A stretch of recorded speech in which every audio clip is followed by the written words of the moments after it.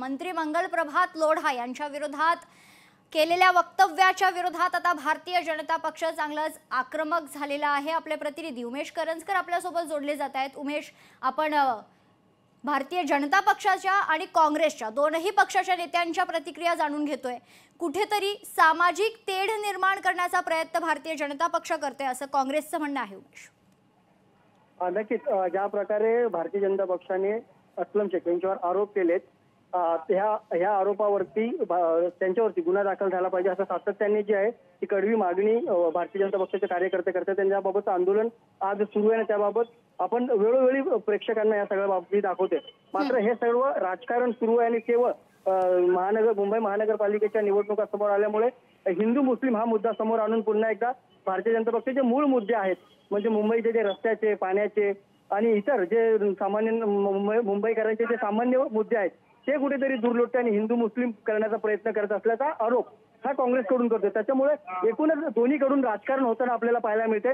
सामान्य मुंबईकर मात्र यामध्ये भरडला जातोय का हे देखील तेवढंच पाहावं लागणार आहे, कारण ह्या सगळ्या बाबतीत कारण अस्लम शेख यांच्यावरती जे आरोप भारतीय जनता पक्षाने केलेले आहेत त्यावरती गुन्हा दाखल करा अशी त्यांची भारतीय जनता पक्षाची मागणी आहे। तर मुंबई महानगरपालिका निवडणूक समोर ठेवून फक्त धर्माचं राजकारण हे सगळे कार्यकर्ते आणि भारतीय जनता पक्षाकडून केला जातोय असा आरोप काँग्रेसकडून आहे। त्यामुळे मुंबई महानगरपालिकेच्या या निवडणुका होईपर्यंत अशा प्रकारचं राजकारण दोन्ही पक्षाकडनं आपल्याला पाहायला मिळणार आहे। आणि आता जर सध्याची ही परिस्थिती पाहिली तर भारतीय जनता पक्षाचे कार्यकर्ते मालवणी सगळ्या परिसरामध्ये प्रचंड आक्रमक झालेत।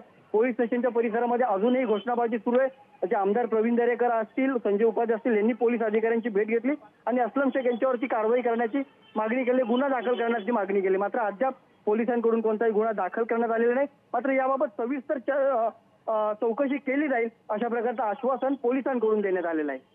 मेघना, उमेश, मात्र महत्त्वाचा प्रश्न हा निर्माण होतोय की निवडणुकांच्या तोंडावर घेतलेला हा पवित्रा, आक्रमक पवित्रा कुठेतरी मुंबईकरांच्या सर्वसामान्यांच्या मूळ मुद्द्यांना बगल देण्यासाठी हा मुद्दा काढला गेलाय का असा आरोप आता काँग्रेसच्या वतीने होते। उमेश, मुंबईकरांना अशा प्रकारचं राजकारण काही नवीन नाही, कारण कोणत्याही निवडणुका आल्या तर दोन्हीकडचे म्हणजे सत्ताधारी पक्ष असतील किंवा मग विरोधी पक्ष असतील यांच्याकडून अशा प्रकारचं राजकारण सुरू होतं। मात्र मूळ मुंबईकरांचे जे मुद्दे आहेत ते नेहमी। उमेश, माफ करा, काही क्षणासाठी मी आपल्याला थांबवते। लोकशाही मराठी ऐका, पहा, जागरूक रहा।